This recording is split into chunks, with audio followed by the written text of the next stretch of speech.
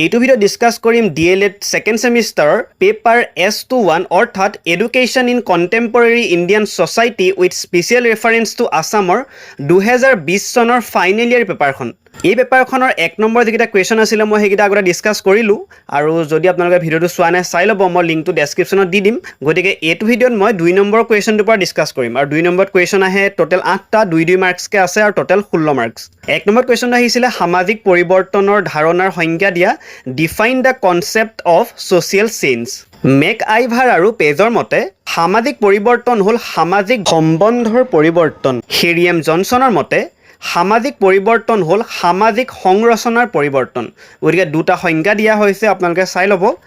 B নম্বৰত question আহিছিলে শিক্ষাৰ লগত প্ৰত্যক্ষভাৱে জড়িত ভাৰতীয় সংবিধানৰ যিকোনো দুটা অনুচ্ছেদৰ নাম লিখা।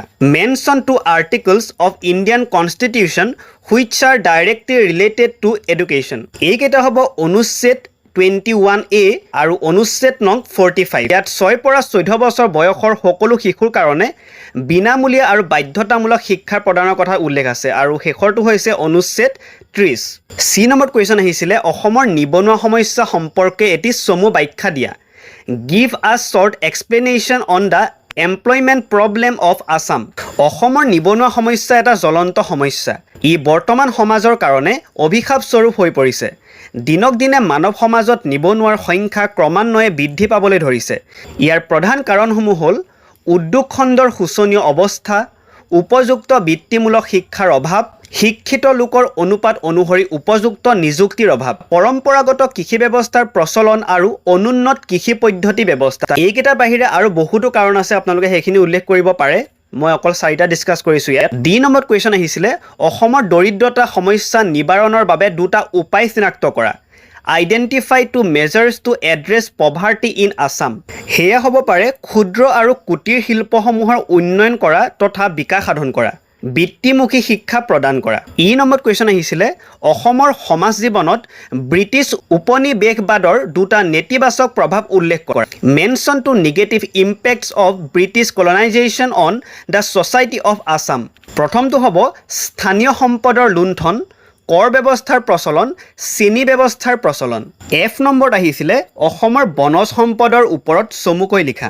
এইটোৰ ওপৰত মই নোটটো দি দিছোঁ, আপোনালোকে চাই ল'ব। জি নম্বৰত আহিছিলে গণতন্ত্ৰ আৰু শিক্ষাৰ সম্বন্ধ ব্যাখ্যা কৰা। গণতন্ত্ৰত শিক্ষাৰ গুৰুত্ব অধিক, কিয়নো গণতন্ত্ৰত শিক্ষাই ছাত্ৰ ছাত্ৰীসকলক সক্ৰিয় নিয়োজিত নাগৰিক হ'বলৈ প্ৰস্তুত কৰে। ইয়াৰ অৰ্থ হ'ল তেওঁলোকে কেৱল অধিকাৰ আৰু দায়িত্ব বুজি পোৱাই নহয়, ৰাজহুৱা জীৱনত অংশগ্ৰহণ কৰাৰ লগতে সাধাৰণ মংগলৰ বাবে কাম কৰাৰ দক্ষতা আৰু ইচ্ছা বৃদ্ধি কৰা। গণতন্ত্ৰই শিক্ষাক সমৃদ্ধ কৰে, যি এখন সমৃদ্ধিশালী গণতান্ত্ৰিক সমাজৰ বাবে অতি প্ৰয়োজনীয়। জ্ঞাত আৰু শিক্ষিত জনসাধাৰণেই হৈছে অত্যাচাৰৰ বিৰুদ্ধে সৰ্বোত্তম প্ৰতিৰক্ষা আৰু উদ্ভাৱন আৰু প্ৰগতিৰ আটাইতকৈ নিৰ্ভৰযোগ্য উৎস। নেক্সট কুৱেশ্যনটো হৈছে যিকোনো দুটা নিৰ্দেশনাত্মক নীতি উল্লেখ কৰা। Mention any two directive principles. প্ৰথমটো হৈছে সমতাৰ নীতি, 2 নম্বৰ সকলো নাগৰিককে সমানভাৱে চোৱা, 3 নম্বৰ ৰাজনৈতিক নীতি, 4 নম্বৰ অৰ্থনৈতিক নীতি, 5 নম্বৰ সামাজিক নীতি আৰু 6 নম্বৰ সাংস্কৃতিক নীতি।